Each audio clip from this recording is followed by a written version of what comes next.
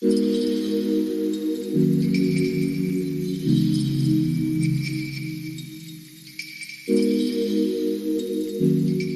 the last 1.5 to 2 years, we've come to know of so many cooperative banks or cooperative societies which are functioning as banks and calling themselves as banks who have come into difficulties.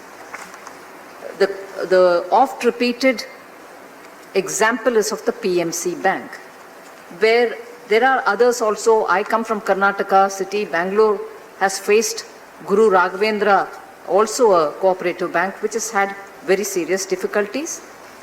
And in presenting this particular set of amendments, I wish to highlight and state upfront that this set of amendments to the Banking Regulation Act is being brought to completely protect the interest of depositors.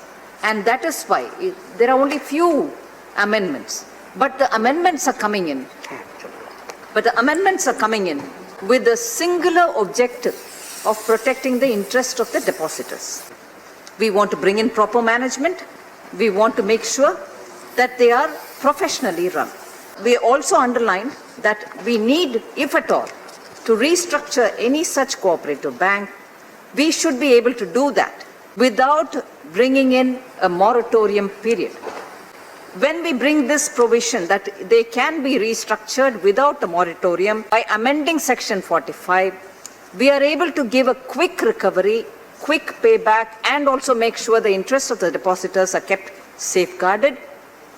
Contrasting experiences which people will remember, depositors will remember, the public will remember, is the way in which the PMC solution is getting protracted when solutions will have to be offered to the depositors, as opposed to the way in which Yes Bank's restructuring happened.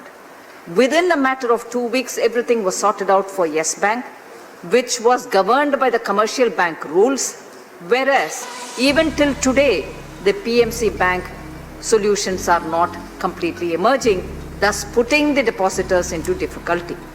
Therefore, since the commercial bank restructuring could happen as a result of commercial bank rules being extended to them, they are governed by the commercial bank rules, and therefore some kind of solution was possible. Whereas commercial bank rules are not extended to cooperative societies which function as banks. And that is why here what we underline is this is not going to affect any of the cooperative societies' other developmental activities. The amendments that we are bringing in here are purely to impact on and govern those activities of cooperative societies which do banking, which call themselves as banks, and do carry forward the functioning of a bank. So cooperative societies doing other activities are not going to be covered.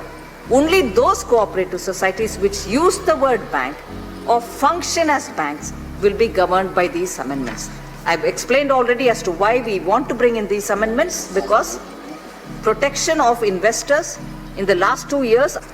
I want to also make it clear, sir, that this set of amendments shall not apply to primary agricultural credit societies or cooperative societies whose primary object or principal business is providing long-term finance for agricultural development. They shall not be covered by these set of amendments.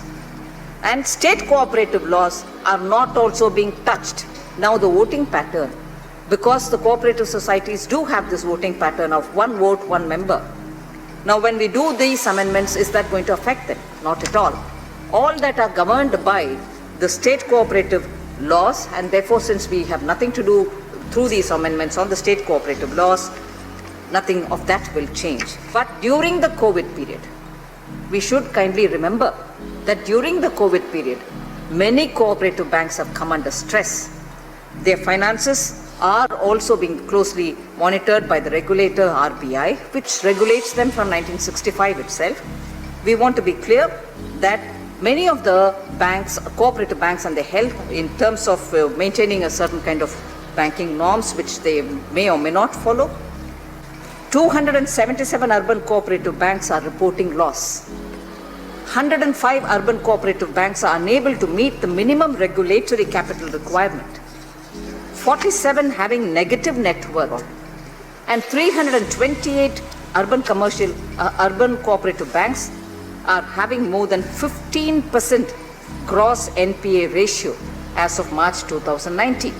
And with the pandemic setting in, this stress has also increased in both cooperative, with gross NPA ratios of urban cooperative banks increasing from 7.27% in March 2019 to 10% in March 2020. Therefore, these changes are very required, absolutely necessary to protect the depositors. And therefore, I appeal to you, sir, with all the members speaking, I thank all of them. Many of them have welcomed this. I'm indeed grateful to them. This is timely and required.